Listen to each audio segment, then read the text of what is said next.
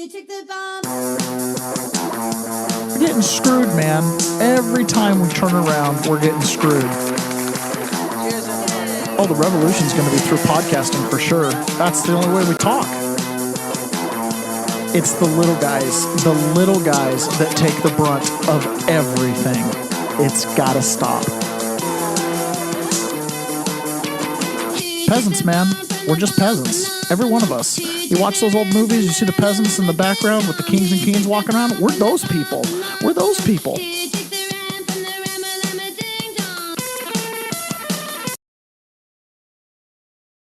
There we go. Good morning, peasants. Welcome to another episode of the Peasant's Perspective. Glad to have you all today. Every now and then, my Twitter will do something funny. This morning, it put everything into white view instead of into dark view. What's white view? Like where the background's white instead of blue.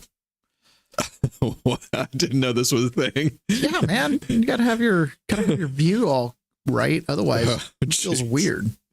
I like to go to dim. All right. You're one of those people that use styles. Styles.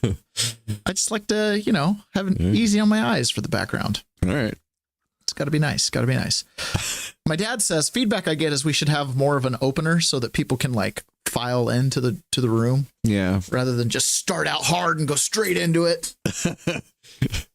I don't know. I think we should start out hard and people need to figure out they need to get here. Get here on time. Yeah. Or they'll miss it. The peasants may or may not be on time, but you should. That's right. We might be 8 minutes late from time to time. It's peasant standard time. This show starts at 8:30 PST. 6:30. 8:30 if you're on Central Time. Yeah. All right, guys, let's go ahead and jump into this here. So I wanted to play this clip. This is a clip coming out of England, and this is the UK Home Secretary, Shabana Mahmood. Shabana Mahmood. And as you can tell, that's a good English name. Okay. So she's giving this little panel discussion here, and she's talking. There's been this big deal going on in England where people are putting out the old Red Cross flag, English flag. And of course, it's being taken down as hate speech. Which I don't understand what the flags are all about, but I'm seeing it happen. I just don't get it. It's just patriotism. That's the crazy thing. They're punishing patriotism. I know. What in the heck is going on? Well, she'll tell you exactly what's going on. But before we do that, I got to change my sound over. Immediately, because the hiccups. Yeah, the hiccups came right in. All right.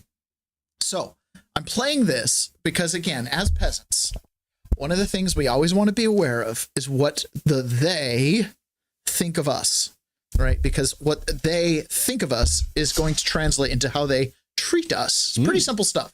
Okay. So this is how she's referring to the people who've been putting out these English flags and how that's a bad thing. The people that you see holding the English flag most of the time down my neck of the woods will be the EDL, and they are white and they are male and they're bad people and they want to divide our communities from one another. The people that you see.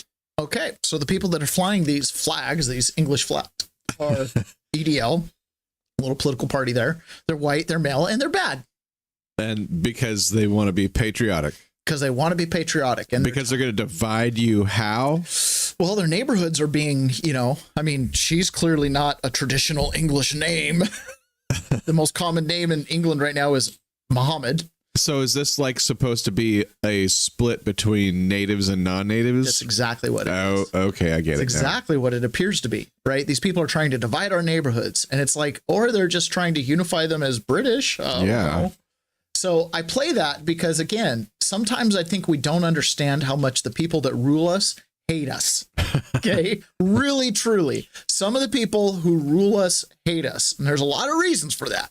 Some of that is just they view you as an incompetent employee. Some of it is they have never associated with you. They've disassociated completely. Killing you is like killing an insect to some of these people. And I know that sounds really harsh to say, but it's the truth. Okay? It's the truth. This is Tulsi Gabbard talking about this grand conspiracy and how Barack Obama was really at the center of it. Again, the people who are in charge of us kind of hate us. We look at where we are now. Over the last several weeks, we've declassified and released documents that exposed how President Obama and leaders in the intelligence community knowingly manufactured a false intelligence document after the 2016 election was done, after the American people said, no, we want Donald Trump to go and be our commander in chief, not Hillary Clinton. And this manufactured document alleged that Russia aspired to help President Trump win the election with the aim of undermining his presidency and usurping the will and the voices of the American people who sent Trump to the White House. All right, so let's just connect some dots here as far as mentality is concerned.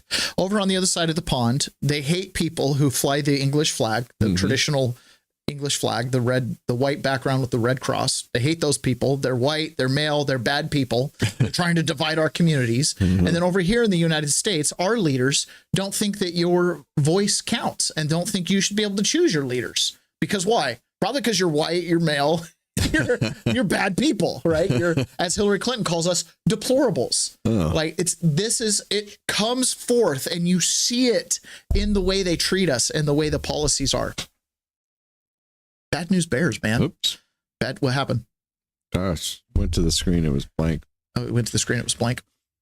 Okay. So something else happened over the weekend. So let's move on from that. Okay. I just want to set the stage. Okay. They don't think too kindly of the we. Okay. Painting a palette. Yes. Painting you a palette. Painting you a palette here. So Epstein's story, the story that won't go away. Mike Johnson was grabbed on the house in the house hallway. And he was asked about this Epstein situation and how Trump felt about it. Now, this interviewer right here is a CNN interviewer, and his name will come to me. It's, I can't remember it, but it'll come to me. It's kind of a unique name. Anyways, he's kind of at the center of a lot of these. He pretends to be a really serious journalist, but all he tries to do is get gotcha questions. But he thinks he's a serious journalist, like in fairness, right? He just seems to kind of be working on that weird sheet of music. Okay, Debbie B says in the chat, English flag is called the St. George's Cross, while Great Britain's official flag is called the Union flag or the Union Jack. So it's the St. George's Cross that people are putting down. Now, some people have taken it to another level in Britain, and they've started putting the Union Cross on potholes. to try to get the government to come and fix the potholes. So, I mean, they've gotten kind of creative with it. It's kind of fun. All right, so this is Mike Johnson being interviewed about Trump vis-a-vis Epstein. Not saying that when Epstein is a hoax, it's a terrible, unspeakable evil. He believes that himself. When he first heard the rumor, he kicked him out of Mar-a-Lago. He was an FBI informant to try to take this stuff down. The president knows and has great sympathy for the women who have suffered these unspeakable harm. It's detestable to him. He and I have spoken about this as recently as 24 hours ago. The only thing that I can say about President Trump is that he is the only person who, in 2009, when I served a lot of subpoenas on a lot of people, or at least gave notice to some pretty connected people that I wanted to talk to them, he is the only person who picked up the phone and said, let's just talk. I'll give you as much time as you want. I'll tell you what you need to know, and was very helpful in the information that he gave, and gave no indication whatsoever that he was involved in anything untoward whatsoever, but had good information that checked out and that helped us, and that we didn't have to take a deposition of him. That was in 2009? That was in 2009. I can tell you that I talked to President Trump back in 2009, and several times after that. He didn't think that it was a hoax then. In fact, he helped me. He got on the phone. He told me things that were helping our investigation. Now, our investigation wasn't looking into him, but he was helping us then. Okay, so there's a woman in the background right behind him. This woman here. Mm-hmm. Let me just double check something, make sure it's the same. Might be the same person I'm about to feature here. I think it is. Okay, so this woman right here, just pay attention to her. Okay. Okay, so let's run through a quick timeline of Trump's involvement with Epstein. So this comes from Tony Segura on X, and he posts this. He says, while Trump and Epstein were friends, the moment Trump learned and verified what a monster Epstein was, Trump agreed to be an informant for the FBI. That's 2004. Now, the debate after this weekend has been, was he actually an informant for the FBI, or was he just an informant for this lawyer? Mike Johnson kind of walked it back. Well, I don't know about an informant for the FBI. Okay. Right. We'll find out. Trump bans Epstein from all Trump properties for hitting on an underage girl, 2005. 2006, Epstein arrested in Florida after Trump helped victims go after Epstein. 2008, Epstein convicted on a criminal charges, an 18-month sentence from Bush-appointed judge and let off the hook by Clinton-allied FBI. 2008 to 2016, Obama and the Dems did absolutely nothing about Epstein. The media didn't touch the story because it was a conspiracy theory. And it was in this time frame that you had ABC News, the anchor there that then later got fired, that then now has married that other guy. This is when she was like, we had the whole Amy Klobuchar. We had the whole story, but they wanted to do interviews for the wedding, and so we couldn't break it because of the involvement with the palace. Okay, so that's in this time frame. Completely trying to ignore the story. 2017, less than 3 weeks after inauguration, Trump signs Executive Order 13773, targeting, quote, transnational criminal organization and preventing criminal trafficking. It was one of the first things Trump did as POTUS. Trump targeted not just Epstein operation, but others like it around the world. 2019, Trump's DOJ arrests Epstein, seizes his island, throws him in jail for crimes against children. 2020, Trump's DOJ arrests Maxwell, throws her in jail for crimes against children. 2001 to 2024, Dems under Biden didn't say a word about Epstein. Anyone who is spreading that Trump is implicated in crimes related to Epstein is simply proving they are ignorant to the entire situation and timeline. In the end, Trump was certainly not Epstein's buddy. Trump used the full force of the U.S. government to take Epstein out, becoming an FBI informant to shut down Epstein's operation, helping authorities seize his island, and throwing his booty in jail. This is the executive order on with respect to enforcing law with respect to transnational criminal organizations and preventing human trafficking. So back in the Q days, this was a big deal. This is everybody was like, oh, they're going to seize the Clinton Foundation and blah, blah, blah. That didn't really happen, but they did definitely come after Epstein. Now, obviously, anybody involved in the story day to day knows that there's quite a few ups and downs to that, including Epstein allegedly suiciding himself in prison. And up until this point, Epstein's lawyer said that he had no involvement with Trump. Epstein would have brought it forward, try to get a deal or do something. Ghislaine Maxwell, now granted, she's in custody, so she probably wouldn't say anything about Trump, being that she's trying to get on his good graces and maybe work a pardon or something. So can't really trust her, but she said that Trump wasn't involved with Epstein. The attorneys all around Trump have said that he wasn't involved. Any allegations involving Trump have been weak sauce at best. Most pretty much allegation free up until this weekend, of course. So just for a refresher on what Epstein really was doing, this is Whitney Webb, excellent researcher, and she kind of goes through this. And this has kind of been my take too. You can go back and listen to podcasts by important journalists that tried to dig this stuff up. And basically, and I've described it before, Epstein was essentially trolling the streets of New York, Johannesburg, Miami, or Palm Beach, and looking for homeless girls, drug addict girls, runaway girls, et cetera, and then offering them a better life. Epstein, in terms of his trafficking, I mean, he wasn't, there's the well-known scandal, but it seems like also, so like Epstein would lure women with promises of paying their scholarships and offering them modeling jobs. And he didn't, for most of the known victims, he didn't do that. He just used that as a lure and then abused them and discarded them. But there were some women that he did do that for. And then they get married off to very powerful people. And some of them are the women he took to the White House. One of them he basically handed off to Trump. That was his girlfriend before Melania. Her name's Selena Middelfart. She's a Norwegian heiress.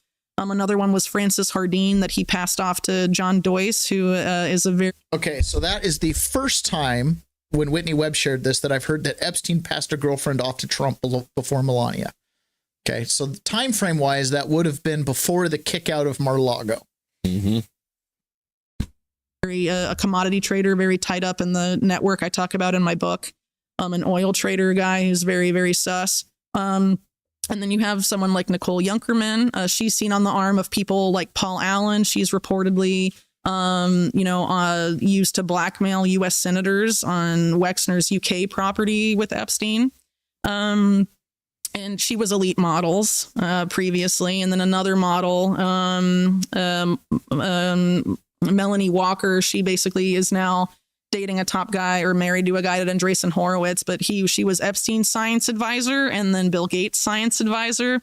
But during a time when Bill Gates said he didn't even know who Epstein was. Strange. But it seems like, elite models, there's something weird that was going on there. And that's not to say that every woman that modeled for them had this experience, but there are some that stand out, and it seems to have happened often enough. Well, it's like rich, powerful guys want hot women. Yeah, and I should also say that Gerard Marie was involved with the MC2 agency that was Brunel and Epstein and a focus of the sex trafficking case, but he's never been charged.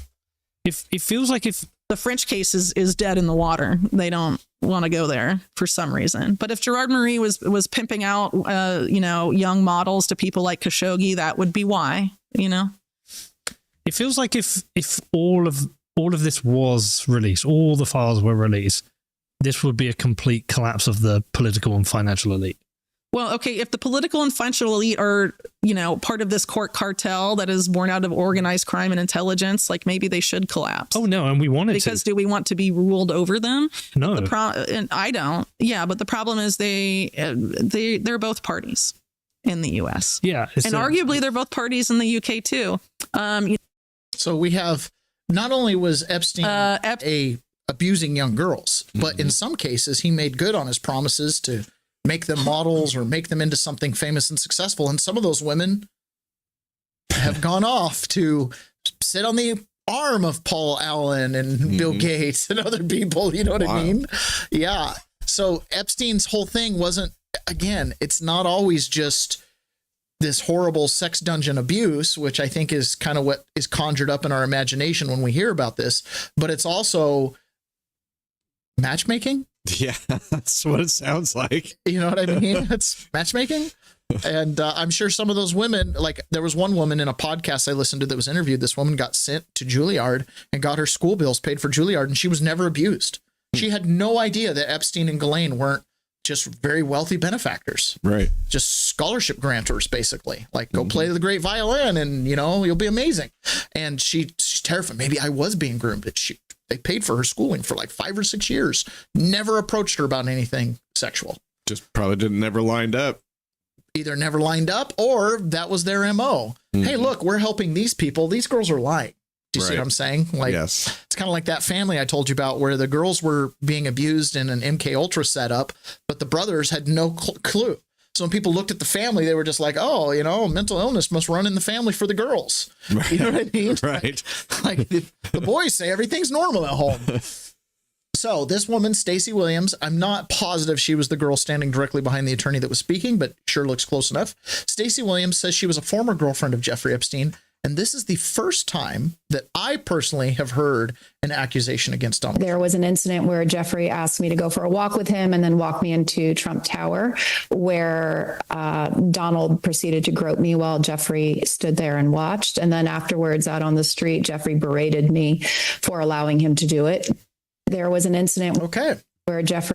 So that is the first time I've heard a direct allegation from someone saying that Trump was involved in something untoward like that vis-a-vis Epstein. Wow. So after 10 years of going after this guy with classified documents and bogus financials and a E. Jean Carroll rape case, you couldn't bring this one out?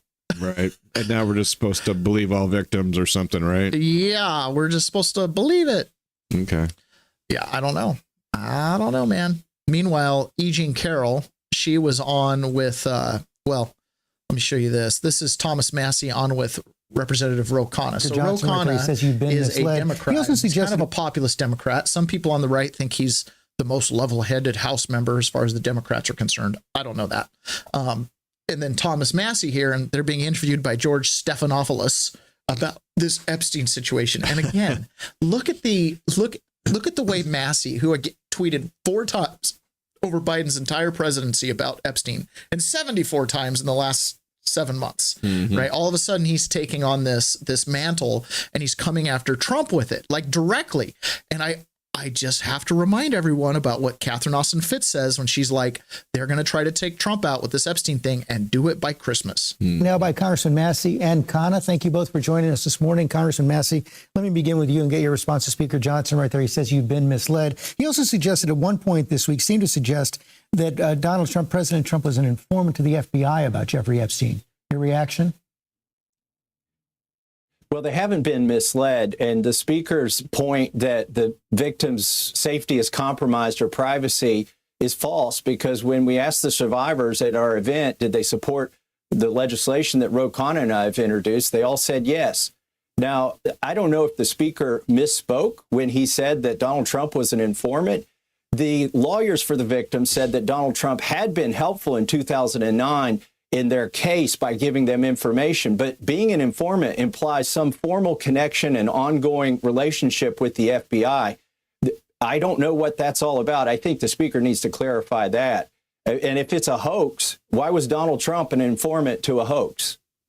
And of course, we know the reference to the hoax is a reference to the fact that these people have used anything and everything to weaponize against Trump. That's the hoax, not Epstein and his cabal of pedos, right? That's not the hoax. Khanna, the effort to pick up Republican signatures appears to have stalled for right now. Are you still confident you have the 218 votes needed to force a vote on this discharge petition?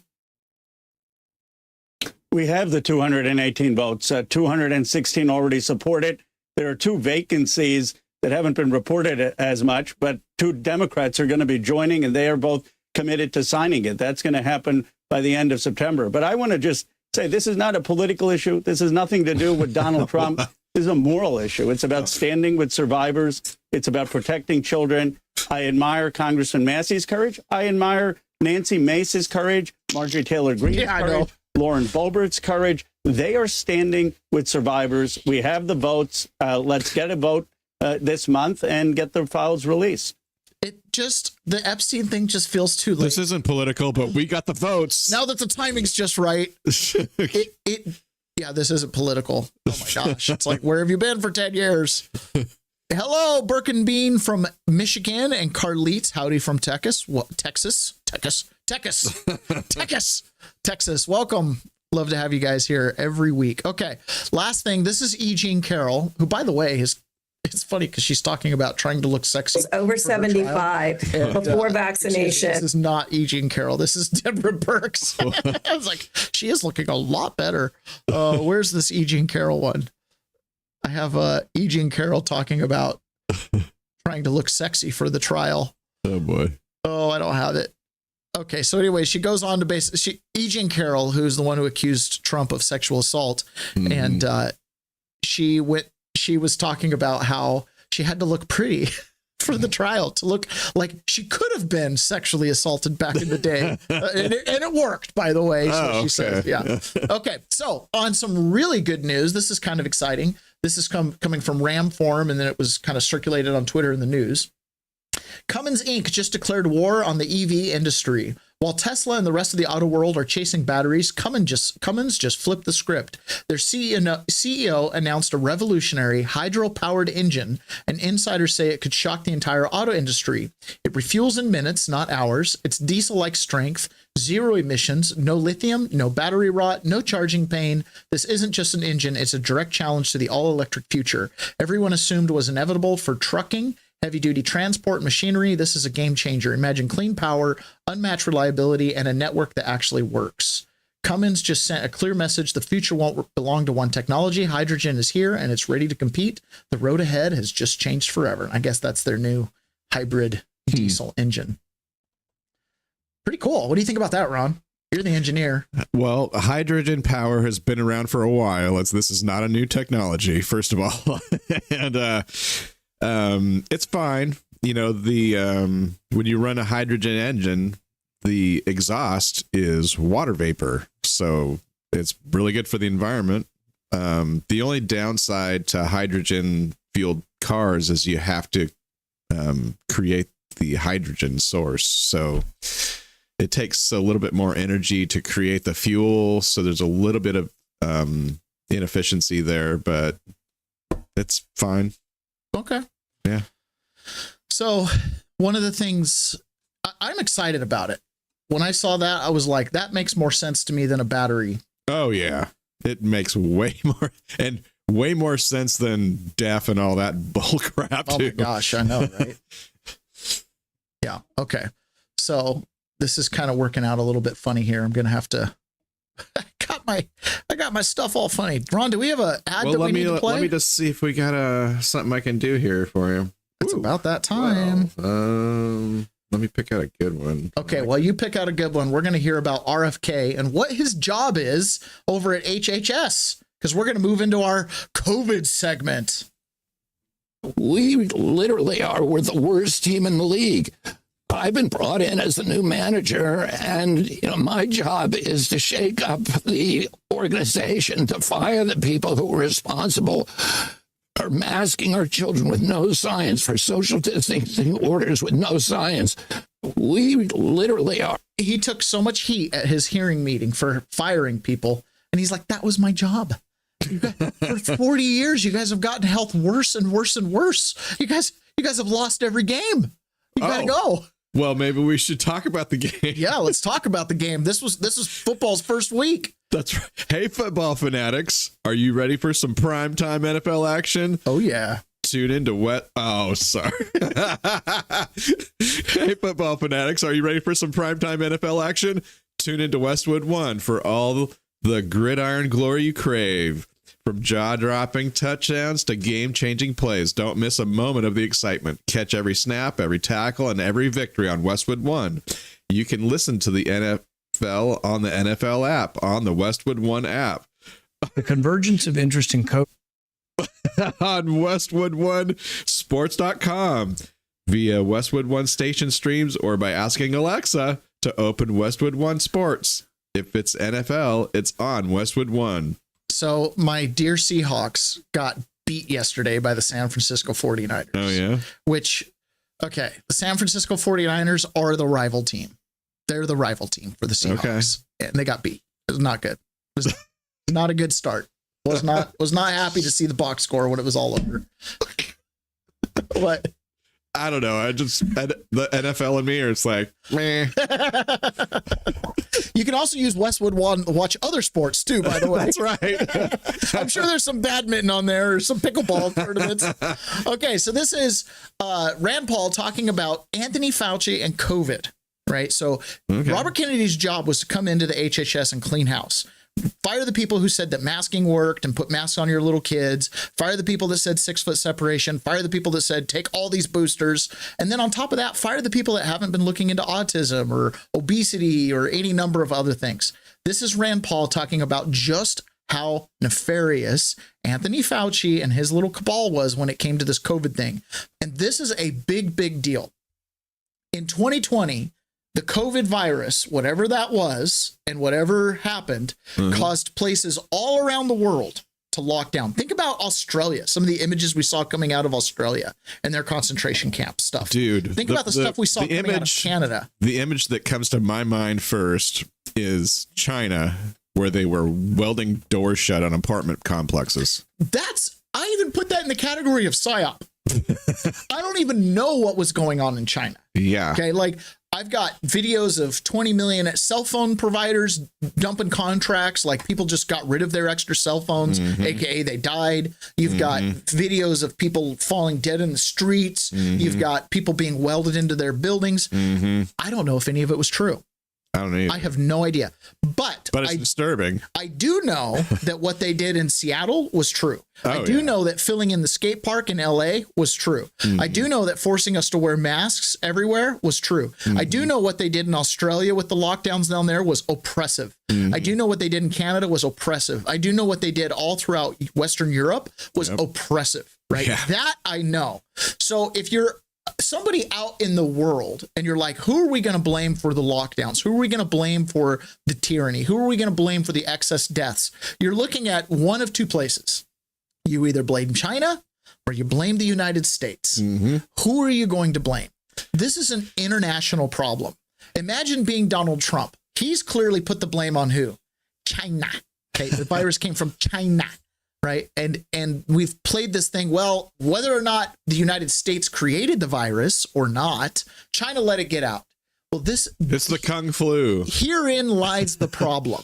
Who created it? Who funded it? How did it get out? Who's really at fault, right? If we hadn't have paid for it, then you couldn't have had it escape. And so who's really to blame here? And this is a big, big problem. When we're talking about the largest gross death number due to any single virus ever, I mean, they kind of reported it that way, right? Millions of people died. When you talk about the economic impact on this, somebody's got to pay something for it. The convergence of interest in COVID was, holy crap, we funded this.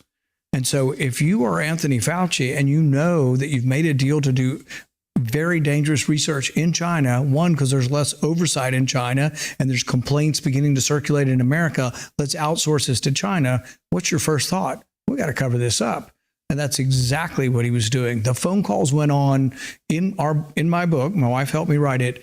We go on in vivid detail of the minute by minute of him going till 3 a.m. that first night. Emails going back and forth and back and forth. Jeremy Farrar is his counterpart at Wellcome Trust in England. He is saying, I didn't know what a burner phone was. I had to buy a burner phone. My wife said I should talk to my brother and bring him in case something happens to me. And then he goes on to say, oh, it was no big deal. It turns out it just came from animals. It's like, well, you think the animals are going to kill you? Why are you getting a burner phone? Why are you giving your last rites to your brother?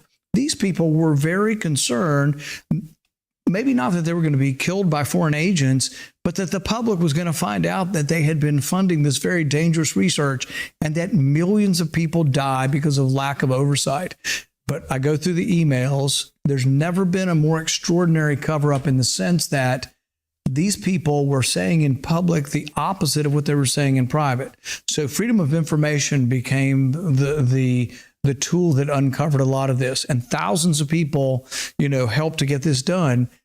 But in private, Anthony Fauci's saying, I'm 50-50 whether this came from the lab or animals. In public, he's saying you're a conspiracy theorist and you should be treated as crazy and that we should expunge you or we should expose you. We should bring you down. Him and Francis Collins are talking back and forth about bringing down Jay Bhattacharya and all of the others that were exposing this stuff. This is just extraordinary. We have the proof. They're just, perpetuating a cover-up in real time. and you've got people like Chris Cuomo, who was on TV, get your vaccines. I was being lied to. Yeah, everybody was being lied to. This was a huge problem. Oh, where'd my Deborah Birx video go? What? There we go.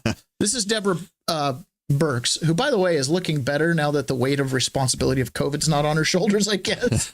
And she's talking about how, maybe some of the data about vaccine effectiveness was, off. And the data was really good for people that had real risk factors. And who had real risk factors? Now, keep that question in mind. Who does she say had real risk factors and who should have taken the vaccine versus who they forced the vaccine onto? He was also asked how many Americans died during COVID. He could not answer and was asked specifically by the senator if the COVID-19 vaccine, if the vaccine from Operation Warp Speed actually saved American lives and how many. He wouldn't answer that either. What message is that coming now from the Department of Health and Human Services? Well, I think we all know how important the COVID vaccine was. It was scientifically, critically studied to prevent severe disease. I think where people started to get confused is when we started to make potential claims that the vaccine did more than what it was studied to actually show. And remember, all of those original studies, we didn't test patients unless they had symptoms. We only looked for disease. And so we don't know how many people were asymptomatic. We don't know about protection against infection. What we did know about is protection against severe disease.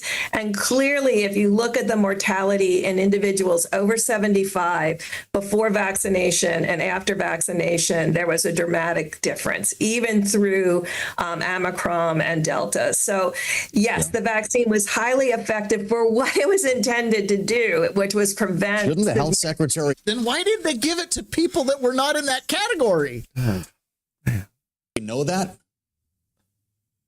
You know, I'm not sure that there's so much confusion about the COVID vaccine, what it was studied to do. I just want to make it very clear. It was studied to prevent severe disease. And that's what it does. And then I think the question is, well, who's susceptible to severe disease and who should continue to get the COVID shots? And I think that's what needs to be clearly laid out to the American people. I love the retrospective. Right. Remember when she was a couple weeks ago, we played a clip where she's like, out in the country, they don't have access to doctors. All they have is veterinarians. So that's why they were taking ivermectin because people were going to the vet with cold symptoms. This woman, I mean, I know the data. I know we forced it down 6-month-olds, bodies. And I know we even told pregnant women to take it. But the cohort we were really trying to protect was people on death's door, 75 or older that had serious comorbidities. Like, this will prevent serious illness. What are we talking about? What are we talking about? I think maybe I'm vaccine injured because my brain hurts trying to follow you guys around on this mental gymnastics. I don't have the elasticity that these HHS employees have. I didn't even get the jab and I feel injured. I feel injured. My brain hurts. This is horrible. Every time somebody like this opens their mouth, I feel like I'm being gaslit again. It's like, geez, shut up. Okay, so my favorite thing that happened last week was this raid of the Hyundai plant. Okay, so this raid, there were great videos because people inside the plant were taking videos as they're running from ICE. There's apparently either reporters or ICE was taking videos of everybody running, getting rounded up.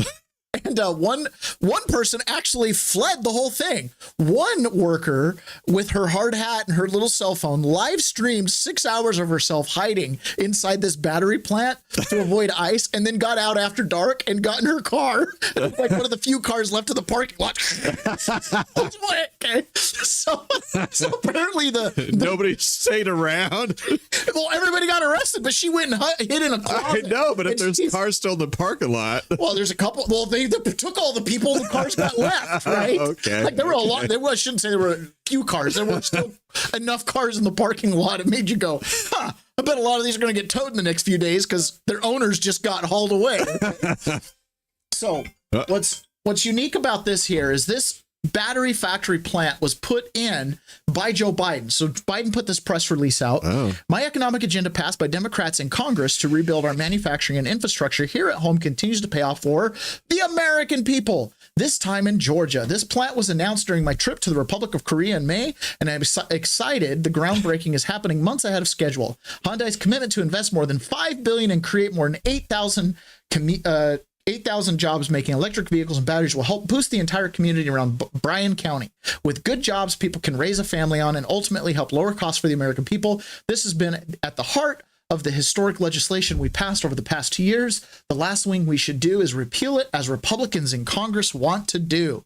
So Republicans in Congress apparently wanted to do it because the battery factory ultimately ended up being just an illegal immigrant hotspot. Oh, dude, they're driving the freaking forklifts in reverse. No, they bailed out of that one. Oh, they bailed out.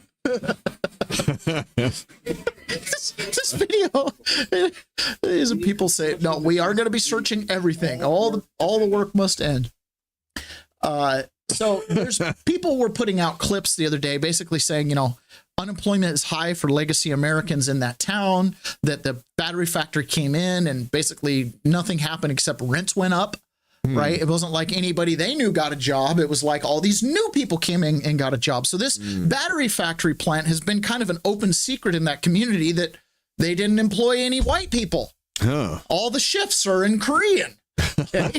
So Donald Trump made a statement yesterday. He said following the immigration enforcement operation at the Hyundai battery plant in Georgia, I am hereby calling on all foreign companies investing in the United States to please respect our nation's immigration laws. Your investments are welcome, and we encourage you to legally bring your very smart people with great technical talent to build world-class products. And we will make it quickly and legally possible for you to do so. What we ask in return is that you hire and train American workers. Together, we will all work hard to make our nation not only productive, but closer in unity than ever before. Thank you for your attention to this matter, President Donald J. Trump.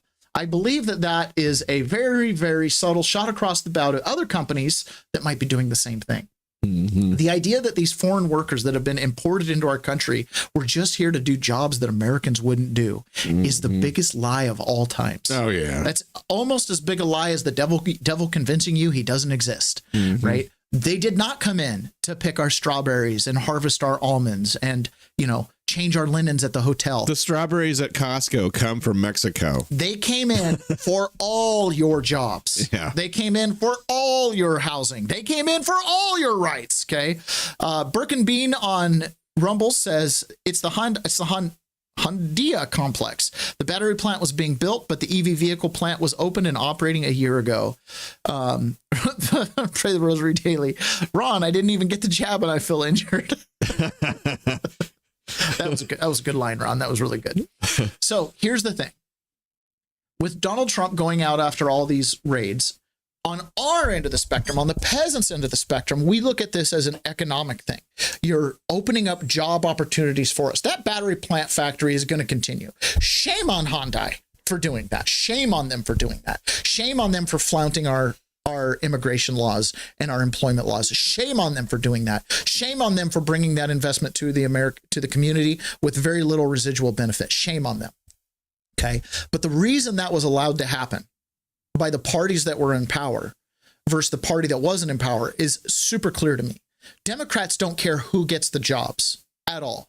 They viewed all these different things as job programs, and ultimately they want to buy votes, which means they want the people in those jobs to be people that are going to vote for them. This is made super clear by J.B. Pritzker, the governor of Illinois, who's saying the quiet part out loud. And he's not the first one to do this.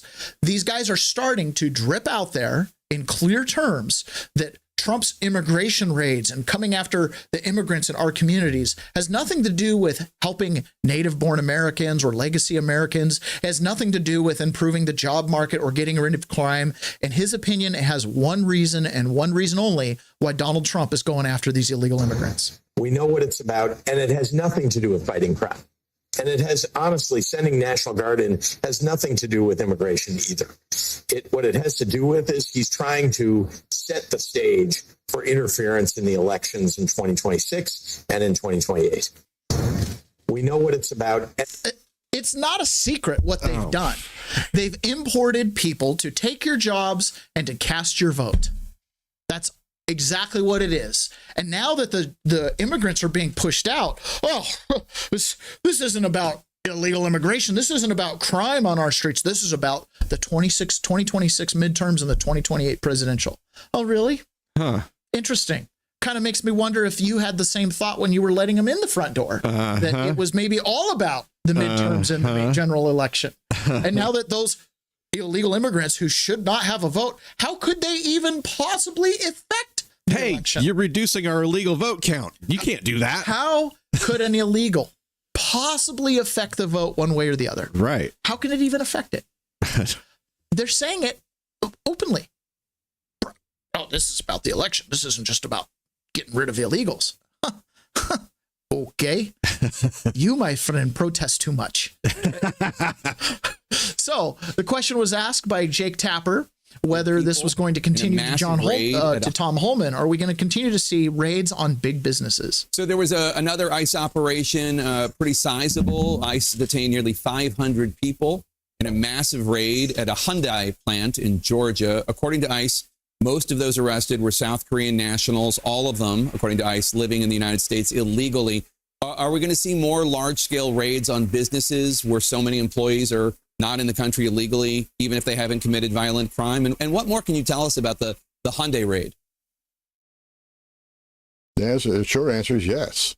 We're going to do more worksite enforcement operatives because, number one, it's a crime to enter this country illegally. Number two, it's a crime to knowingly hire an illegal alien. And these companies that hire illegal aliens, they undercut their competition as paying U.S. citizen salaries. Look, no one hires an illegal alien on the goodness of their heart. They hire them because they work them harder, pay them less, and undercut the competition that hires U.S. citizen employees.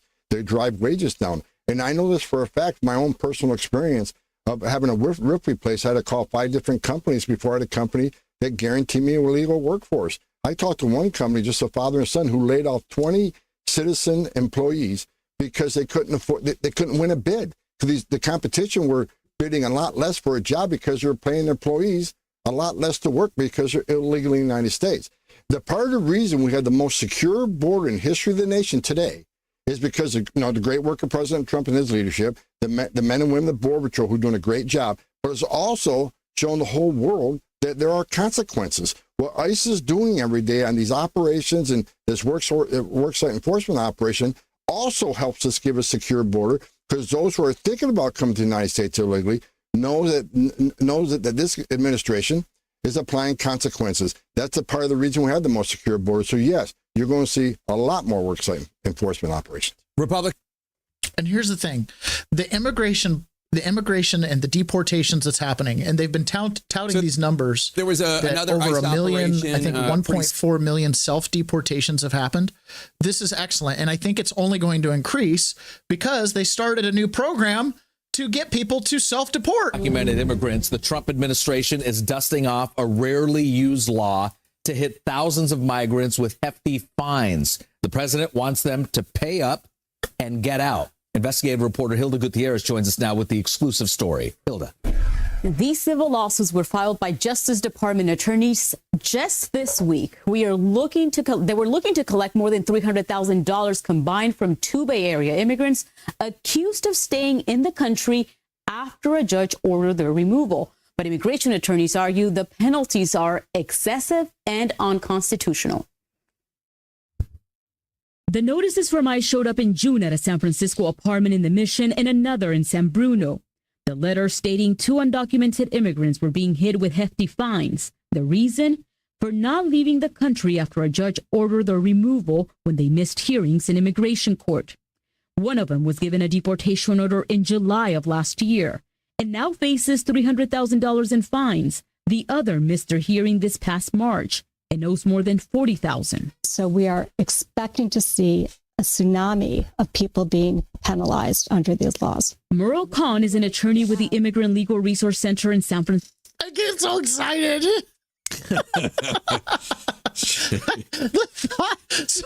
So it's on the books, right? This is the law. If you stay after you've been ordered to leave, it's like $1,000 a day fine. Yep. So now you're getting the mail being like, oh, by the way, you owe the money, which means anytime your name goes through any kind of background check or anything like that, like you're toast, man. Mm-hmm. Yeah. 1.4 million in the last 7 months have left the country. I predict in the next 7 months, there's going to be another 2 million that'll leave that are, if they start receiving these, you owe us money notices. Yeah.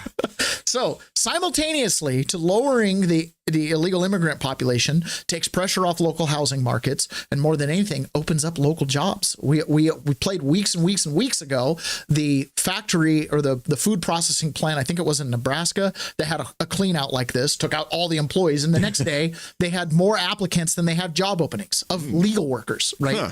I predict that this Hyundai plant, once they figure out their legal issues, because they're probably going to have something going on, right? Oh, by the way, dust off that E-Verify machine. I have a feeling that they will fill their job openings fairly quickly. Okay. Now, Trump's tariffs are making it so that the price point for goods in America is enough to be able to hire domestic. On top of that, he's forcing out the illegal workers, which more than the tariffs raising prices, that might actually raise our prices. You know, if you have to pay a real wage at the Hyundai plant. Right. Okay. But either way, all of this bodes well for us, the people, the peasants who have to live here and work here and find a job that can allow you to work 9 to 5 for 30 plus years. Right. This is good news. Senior correspondent Steve Harrigan joins us live from an aluminum plant in South Carolina. Steve, what can you tell us? Julian, President Trump put a tariff into effect in June of 50% on imported aluminum, and that has changed things around here in a hurry. At this smelter just outside of Charleston, you can see they are moving giant vats of molten aluminum. They're going to pour them into mold and then remove the impurities. Now, this smelter was working at just a fraction of its capacity a few weeks ago. Now it's almost at 100%. New jobs also, jobs that often pay 6 figures. And when you walk around the factory floor and talk to the employees, you find a lot of former military men who are proud to be working now in this industry, like Chris Murphy, who served 2 terms in Iraq. To do this job out here, you have to be physically and mentally tough. and the military obviously, helped with that. So I'm grateful for that. Critics of the tariffs say it's going to cause inflation on a variety of goods, but supporters say it was absolutely necessary. The domestic aluminum industry, if you can't produce aluminum in your own country, it can be, executives say, a national security issue. We know that Americans can compete, and we know that American aluminum production will be successful. As the president said, we don't need their aluminum. We need our own aluminum. We're going to produce it here at home. That's great news. So tariffs up, orders domestically going up, immigrants getting rounded up, job openings opening up. I feel like things are on the up and up for the peasant. Everything's looking up. Hyundai's bottom line might not be as good, but I guarantee ours is better. I find that, again, truth is stranger than fiction. Oh, hey, we'll solve the problem by just making things domestically. And the Democrats are like, okay, then we'll just import the workers and double up. They'll vote for us. Yeah. You know what I mean? No, that's not how it's going to work. We're going to get the jobs, the factories built, and then it's going to fill up with MAGA workers. Okay, because Trump's clearly got the E-Verify system dusted off. Really fascinating stuff. Now, Scott Bessent had a pretty long interview with Kristen Welker on Meet the Press, and he just went toe-to-toe for her. She started asking about these tariffs and if it was a cost to the American worker. And this is Scott Bessent's response, and it fits right in line with what we're saying here. He was talking about Japanese automakers eating the tariffs and how he said that even the American companies are agreeing with him. Here, we'll just listen to it. Maybe if I can get it to go full screen. Here we go. Though, because I want to talk about what U.S. companies are saying right now, Mr. Secretary. The New York Times wrote this about John Deere. You had to see Ron's face. As soon as I played this reporter, he's dude, this reporter chick, when she comes on, I'm like, oh, yeah, not her again. It's just nothing but subterfuge. She's so annoying. I know. I feel the same way. That company, quote, last month, John Deere said net income in its most recent. I got to say something about John Deere, Harley Davidson, and a couple companies. Yeah. A couple of these companies went woke and hard woke. Mm-hmm. Like, I mean, John Deere pretty much was selling rainbow painted excavators. Yeah, I think my grandpa died again. Yeah. John Deere went very woke, and they outsourced, from my understanding, all of their production to Hitachi. John Deere and Hitachi are the same company now, right? So John Deere got bought out by Hitachi years and years ago. Hitachi keeps the John Deere line because Hitachi specializes in excavators. So when you buy a John Deere excavator, you are buying a Hitachi machine. That's when correct. you are buying a John Deere skid steer, it is a John Deere skid steer owned by Hitachi. Yes. So Hitachi just changes. It's like Lexus and Toyota. You know, do you want your excavator orange or yellow? Is what the dealer says. But you're buying a Hitachi, whether it's branded John Deere, branded Hitachi, it's the same thing. So John Deere and under Hitachi ownership went totally woke. Same thing with Harley Davidson. These companies might not survive. John Deere used to be like the thing. It's not anymore. Same thing with Harley. It's not anymore. You can talk to Harley dealers and they're like, I mean, I ride this Harley.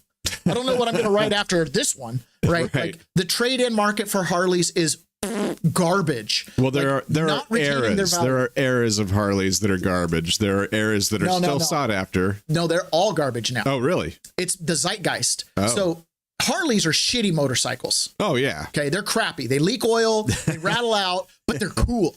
And they've lived off that cool factor for a long time. And they've tried to fix things and made, as long as you can get the loudness, no Harley years are good. I mean, a couple seasons are better than others or whatever. But what's happened is Harley went woke. And you can't have a bad A biker boy on a brand that has tranny it's not going to happen. So it's the brand that killed itself. It's not the motorcycles. They'll keep riding the crappy motorcycles. They love to turn wrenches and fix O-rings and all that kind of stuff, right? It's the brand. The brand killed itself. Same thing with John Deere. So part of this to me, I look at, John Deere, I'd be surprised if you ever recover. It doesn't matter what the tariffs are, what you do, you've sullied your brand. You've become a joke. down 29% from a year earlier. Higher tariffs have cost the company $300 million. And as they say, go woke, go broke. That number would have been the same with or without tariffs. Oh, yeah. So far, with nearly another $300 million expected by the end of the year. This summer, the company laid off 238 employees across factories in Illinois and Iowa. What do you say to companies like John Deere who say these tariffs are hurting them? Well, first of all, go woke, go broke. If you're quoting the New York Times, that's not a fair observer.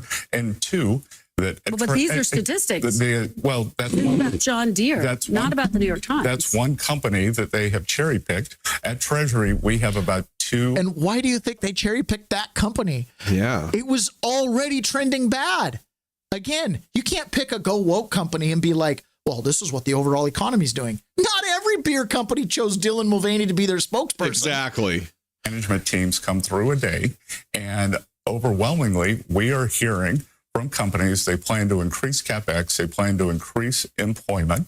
We are seeing what's going to be a record amount of foreign direct investment. And for every John Deere, we have companies who are telling us the tariffs have helped our business. We're increasing CapEx, and we're going to increase employment. But Mr. Secretary, it's not just John Deere. We've heard from a lot of different companies around the country. Nike says the tariffs will cost the company around $1 billion this year. Black & Decker says $800 million. The big three automakers all say they've had to pay more than $2 billion in tariffs. The list goes on and on. Bottom line, do you acknowledge that these tariffs amount to attacks on the American people? Well, they want them to say it so bad. Let's back up, because what we've seen, for instance, the Japanese automakers have said they're eating the tariffs. So these companies say they're eating the tariffs. These American companies. They're eating the tariffs.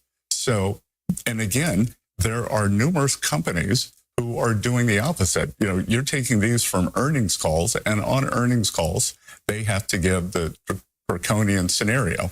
There aren't companies coming out and saying, oh, because of the tariffs, we're doing this. But I can tell you that whether it's Micron or Apple, they are upping their investments in the United States. And, you know, Kristen, if things are so bad, why was the GDP 3.3%? Why is the stock market at a new high?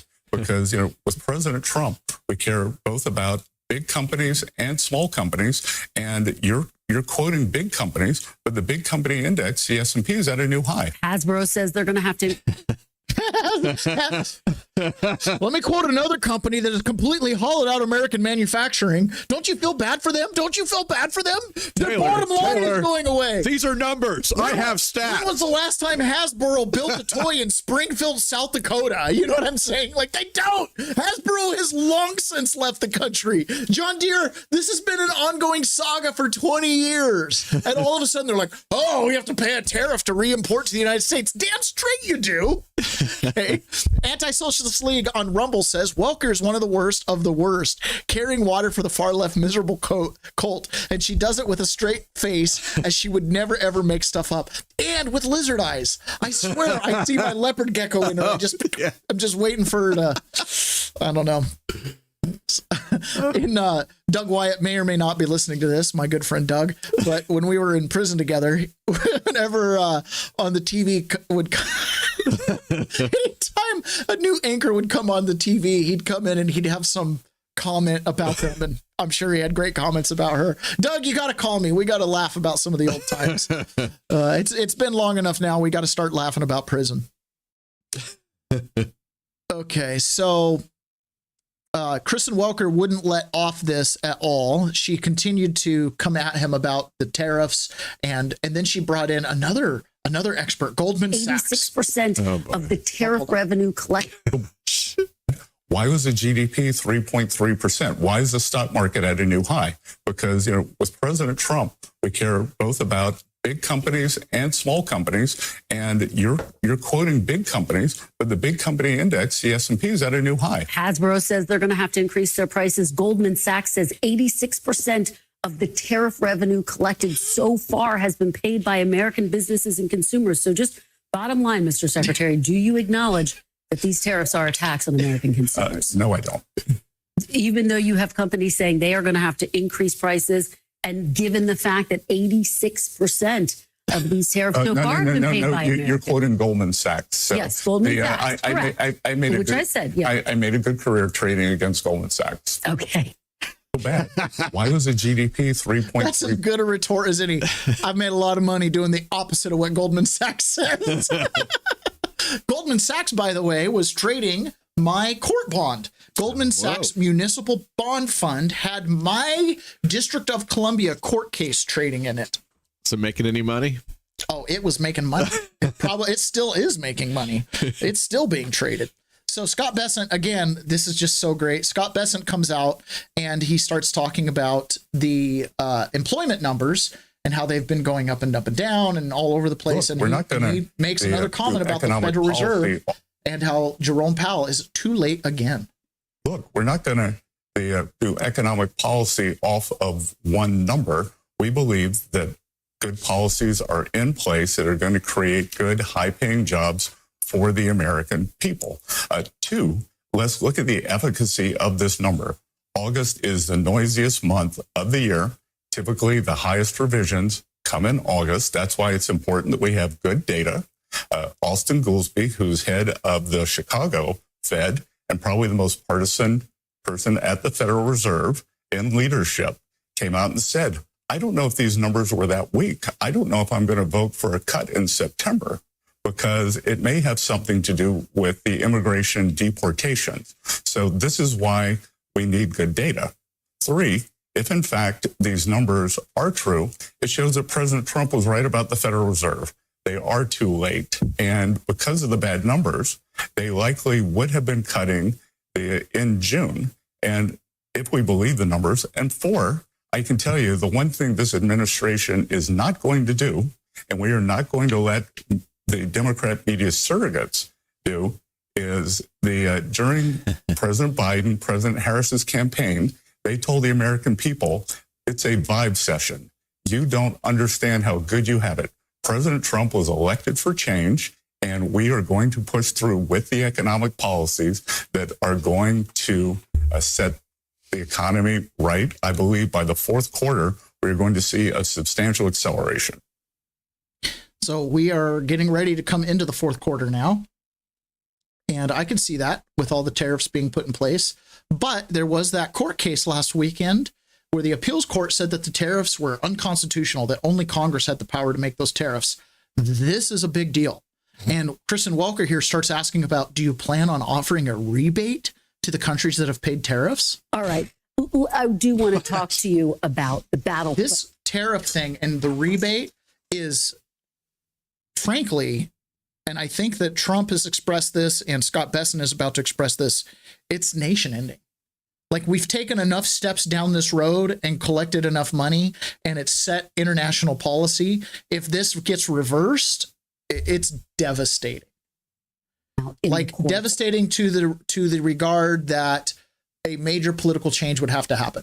Like, it would be the peasants in the streets with pitchforks, I believe. It would get bad. I'm not making any predictions, when, how, who's organizing that. I got no idea. I'm just making a rhetorical prediction that it would be very bad. I do want to talk to you about the battle playing out in the courts. I know you've been deeply involved in this. The so-called reciprocal tariffs suffered a big setback when an appeals court ruled they were illegal because tariffs are a tax and only Congress can impose taxes unless it explicitly gives that power to the president. You're appealing the Supreme Court now. What is your plan if President Trump's tariffs are struck down by the high court? Well, there's a lot to unpack there, Kristen. So let's do it in a couple of segments. One, the president is using something called IEPA, the International Economic Emergency Powers Act. And thus far, we have two kinds of tariffs. There's the fentanyl tariffs and the reciprocal tariffs. So I'm not sure on what planet this fentanyl crisis with 200,000 Americans being killed every year, this poison coming across the border, why can the president not use tariffs to stop that? Two, on the reciprocal tariffs, we have reached a tipping point in terms of our trade balance. That is what has created the emergency situation, and we are trying to bring the trade into balance. But, Mr. Secretary, I hear you talking about fentanyl, but these tariffs apply to practically every single country around the globe. But let me ask you, If the Supreme Court rules against you on these tariffs, is the administration prepared to offer rebates? So, Kristen, I am confident that we will win at the Supreme Court, but there are numerous other avenues that we can take. They diminish President Trump's negotiating position, but there are numerous in terms of, and remember, this isn't about the dollars, this is about balance. The dollars are an after amount. Would you offer rebates, though? Are you prepared to offer rebates? So we would have to give a refund on about half the tariffs, which would be terrible for the Treasury. And you're prepared to give those refunds? Well, I mean, there's no being prepared. If the court says it, we'd have to do it. But, let's look back. Again, when I was here in April, the sky was falling with the tariffs, that everyone is leaving the U.S. Since then, the U.S. bond market has been the best performing bond market in the developed world. And from Barclays Bank to Goldman Sachs to others are saying it is the tariff income and the fiscal improvement that we are seeing. And that's what President Trump is talking about. So basically, everything's going according to plan, but this dastardly appeals court, are you going to refund the money? Are you going to offer rebates? But you'll do it, right? You'll do it. It's like, golly. She's so annoying. Who is her constituency? Hassett says this. He's talking about how unemployment, this last week, the unemployment numbers went up. Well, when you get down into the nitty-gritty details, there's an interesting development with these unemployment numbers. But the other thing that you can see in the data, because we get the unemployment insurance claims by like county, that about 80% of the claims for unemployment over the last few months have come from blue states. And so there are places like Portland and Chicago where people are fleeing the cities, and you're seeing that in the numbers too. But the other thing what's happening is now that Trump's in, companies that have been in these blue states have decided, you know what? Let's get out of Portland and move to Texas. Let's get out of Portland and move to Boise. Let's get out of Chicago and move to Des Moines, right? And it's causing higher unemployment. And there's also the drain of population. And now the feds are coming to a town near you. This is going to totally screw up the midterms, says J.B. Pritzker. All right, guys, I've got one last thing here to play before we head over to the private side. So if you're not already signed up for Rumble Premium, now's your chance. You got a couple minutes. You can sign up for Rumble Premium. This is Elon Musk talking about the destruction of a country and how that's done through immigration. And I think this is what America and Europe is dealing with. Europe even more so than us. But it's a big deal. And Elon Musk is dead on here. And to go all the way back to the beginning of the show. Right. In England, they were talking about the people who fly the English cross, or as it's called, the St. George's cross, are EDL members, white men, and they're bad. Right. And then here in the United States, that same attitude applies. Here's the problem. It's destroying our country. And who is the country? It's the people. The mass immigration is insane and will lead to the destruction of any country that allows unfettered mass immigration. That country will simply cease to exist. At the end of the day, it is a numbers game, a numbers situation. If there are 8 billion people in the world, and let's say you're a country of 50 million, 60 million, or for a medium-sized country, but even for a country like the United States, which is 350 million, given that there are 8 billion people in the world, it only takes a few percent of the rest of the world to move to the country to where it is no longer that country. A country is not its geography. A country is its people. This is a fundamental concept that is really obvious. That's something that I've made this point all the way since I was in the DC gulag. You have the country, which is made up of the land and her people. From dust you come, to dust you go. Your country is the land and her people. Your nation is your political association, the United States of America, the Seahawks nation, right? The nation is your association. It's a voluntary association. It might be de facto and it might impose upon you, but at the end of the day, it's a construct. It's a corporation of some form. It's an it. The country is inherent. From dust you come, to dust you go. country is her people. And when you dilute the people, you dilute that country to where it ceases to exist. What we call patriots, people who believe in the founding principles, believe in George Washington, and believe all the founding myths that we have in our country, as those beliefs dissipate, right, it'll become nebulous. It'll have no force. It'll have no meaning. Singing the Star-Spangled Banner will not bring sentiment of patriotism to the people that come in and dilute our country, that don't have any allegiance or don't have any fondness for what the flag means, right? And that's how a country just ceases to exist one day. Suddenly you have a president of the United States whose wife leans over during a ceremony with the flag and says something derogatory like, all this for a flag? That's Michelle Obama leaning over to Barack Obama on a hot mic, right? Yeah. When you start to disrespect the country and her people from the dilution of immigrants, start taking good paying jobs, start faking out the numbers with, oh, look, we created this factory with all these jobs, but we imported the workers, so it's of no benefit to you, right? But we avoid the tariffs. You see what I'm saying? Like, the whole thing is skewy. And it's because they think when you fry the St. George's Cross in England that you're a bad person. Right. And it's no different here. The elite don't think of you as equals. So it's our job to just rise up and take it. You vote with your eyes, your dollars, and your clicks. Starve them out. All right, guys, it's time for us to head over to private. We are going to be hearing from Victor Davis Hanson as he goes scorch earth on Lisa Cook and other Democrats. We are also going to be listening to Robert Kennedy Jr. talk about how many of the missing children they have recovered so far and the abusers that they have locked up. Whoa. And he talks about how these were people that were directly linked to HHS trafficking them. Oh. Yeah. So we're going to be listening to that. And then we're going to be listening to James Comer talk about Adam Schiff. It's time for him to go down. So we're going to have a lot of fun in the Rumble chat here in just a second. Oh, GR Praiser, grandfather, first-time commentator, first-time watching live from Salt Lake. Your dad says you were doing good with no swear words. Keep watching. Woo, hey, man, I slip out about once a week, Grandpa. Oh, it's fun to have you on here. Glad to have you, Grandpa. Thanks for joining. Maybe I should do a quick ad before we roll. Yeah, let's roll a quick ad. All right. I'm going to do a Cat of Sports. Cat of Sports. Ooh, I love Cat of Sports. Float tube. All right. All right, anglers, if you're ready to fish remote lakes or quiet rivers in total stealth mode, check out the Nevada fishing float tube from Cat of Sports. This U-shaped beast is built for serious fishing missions, ultra stable, super maneuverable, and tough as nails thanks to heavy-duty ripstop material and double-stitch seams.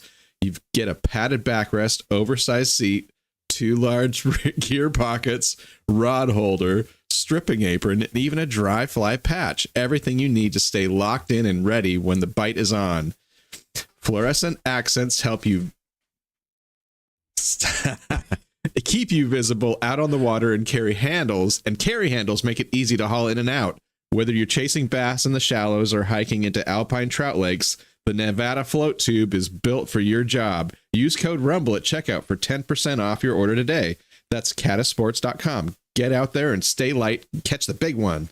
I got to tell you, since the first time you read the Catasport ad, I've been daydreaming about it. I know you have. It has been like, I got to do something. You're going to get one, aren't you? When I was really young, I used to like to tie flies, but it's a quiet activity. It takes a little bit of time, you know, and you kind of have to have your little safe place set up because it's a lot of, you know, under the magnifying glass.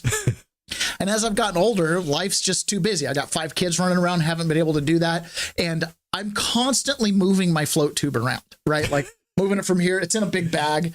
And it's moving it from here. And I'm like, I got to blow this thing up and use it. I've only used it a half dozen times. Maybe we need to get my nephew on here. He ties flies. I just need someone local that knows the places to go. In Idaho, when I was fishing on the Henry's Fork of the Snake. Yeah, he's over in Colorado. I knew all these places. Oh, see, it's not helping at all. Someone needs to fly me out and take me on a fly fishing tour. I'll tell you, right when I got out of prison, some billionaire who was sympathetic to the J6ers offered us a resort to go and stay in for a couple days right when we got out. There's no cell phone signal. It was really awesome, but at the same time, it's kind of annoying. Like, I just got out of prison and I have my cell phone. And I can't call my parents. But anyways, we went to this resort in Missouri, and it was like a fishing resort. Okay. And I didn't get to go fishing, but I really wanted to. It looked amazing. And I remember walking around. I was like, dude, the feeling of coming out of prison like that was something else. I'm going to go private here. Okay. We'll talk to you guys.